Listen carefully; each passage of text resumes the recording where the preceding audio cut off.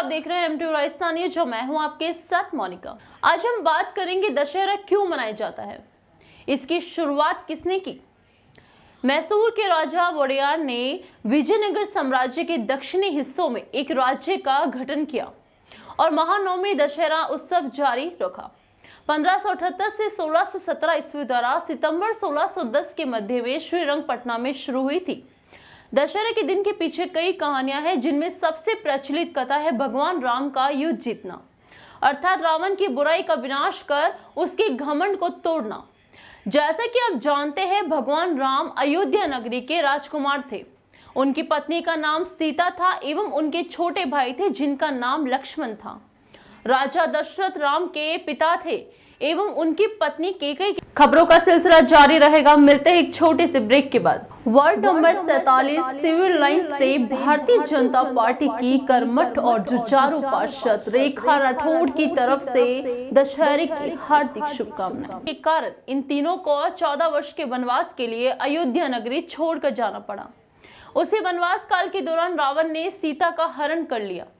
रावण चतुर्वेदों का ज्ञाता महाबलशाली राजा था, जिसकी सोने की लंका थी, लेकिन उसमें अपार अहंकार था। वो महान शिव का भक्त था और खुद को भगवान विष्णु का दुश्मन बताता था। वास्तव में रावण के पिता विशर्वा एक ब्राह्मण थे एवं माता राक्षस कुल की थी। इसलिए रावण में एक ब्राह्मण के समान ज्ञान था एवं एक राक्षस के समान शक्ति। उन्हीं दो बातों का रावण में अहंकार था, जिसे खत्म करने के लिए भगवान विष्णु ने राम अवतार लिया था। राम ने अपनी सीता को वापस लाने के लिए रावण से युद्ध किया, जिसमें वानर सेना एवं हनुमान जी ने राम का साथ दिया। इस युद्ध में रावण के छोटे भाई विभीषण ने भी भगवान राम का साथ दिया था और अंत में भगवान राम ने रावण को मारकर उसके घमंड का नाश किया। इसी विजय के स्वरूप प्रति वर्ष विजयादशमी मनाई जाती है। इसे असत्य पर सत्य के विजय के रूप में मनाया जाता है। इस दिन लोग शस्त्र पूजा करते हैं और नया कार्य प्रारंभ करते हैं। ऐसा माना जाता है कि इस दिन जो कार्य आरंभ किया जाता है उसमें विजय मिलती है। प्राचीन काल में राजा लोग इस दिन विजय की प्रार्थना कर रण यात्रा के लिए प्रस्थान करते थे। इस दिन स्थान स्थान पर मेले लगते हैं, रामलीला का आयोजन होता है। रावण का विशाल पुतला बनाकर हर्ष और उल्लास के साथ उसे जलाया जाता है। कहते हैं भारत की संस्कृति बहुआयामी है, वीरता की पूजक है, शौर्य की उपासक है, जिसमें भारत का महान इतिहास, विलक्षण भूगोल और सिंधु घाटी की सभ्यता के दौरान बनी और आगे चलकर वैदिक युग में विकसित हुई। बौद्ध धर्म एवं स्वर्ण युग की शुरुआत और उसके अस्तगमन के साथ फली फूली अपनी खुद की प्राचीन विरासत शामिल है। इसके साथ ही पड़ोसी देशों के रिवाज, परंपराओं और विचारों का भी इसमें समावेश है। पिछले 5 सहस्त्राब्दियों से अधिक समय से भारत के रीति रिवाज, भाषाएं, प्रथाएं और परंपराएं एक दूसरे से परस्पर संबंधों में महान विविधताओं का एक अद्वितीय उदाहरण देती है। भारत कई धार्मिक प्रणालियों जैसे कि सनातन धर्म, जैन धर्म, बौद्ध धर्म और सिख धर्म, सिंधी धर्मों का जनक है। व्यक्ति और समाज में रक्त में वीरता प्रकट हो, इसलिए दशहरे का उत्सव रखा गया।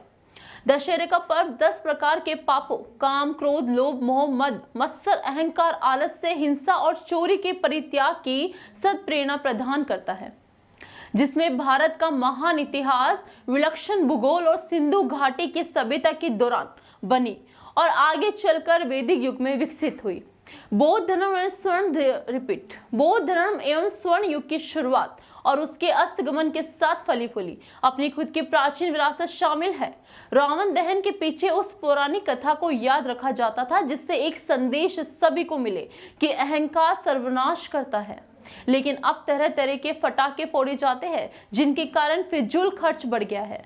साथ ही प्रदूषण की समस्या बढ़ती जा रही है और दुर्घटनाएं भी बढ़ती जा रही है।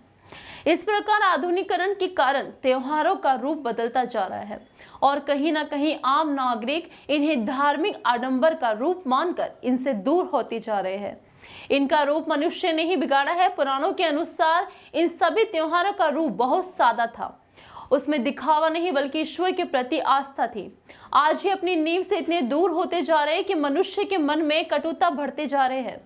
मनुष्य इनमें वक्त एवं पैसों की बर्बादी के रूप में देखने लगा है। इस दिन कई जगहों पर मेला लगता है, जिसमें कई दुकानें एवं खाने पीने के आयोजन होते हैं। उन्हीं आयोजनों में नाट्य नाटिका का प्रस्तुतिकरण किया जाता है। घरों में लोग अपने वाहनों को साफ करके उसका पूजन करते हैं। व्यापारी अपने लेखा का पूजन करते हैं। किसान अपने जानवरों एवं फसलों का पूजन करता है। इंजीनियर अपने औजारों एवं अपनी मशीनों का पूजन करते हैं।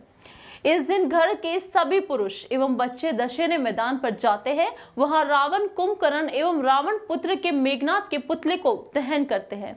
सभी शहरवासियों के साथ इस पौराणिक जीत का जश्न मनाते हैं, मेले का आनंद लेते हैं। उसके बाद शमी पत्र, जिसे सोना चांदी कहा जाता है, उसे अपने घर तक लाते हैं। घर में आने के बाद द्वार पर घर की स्त्रियां तिलक लगाकर आरती उतारकर स्वागत करती है। माना जाता है कि मनुष्य अपनी बुराइयों का दहन करके घर लौटा है, इसलिए उसका स्वागत किया जाता है। इसके बाद वो व्यक्ति शमी पत्र देकर अपने से बड़ों के चरण स्पर्श कर आशीर्वाद लेता है।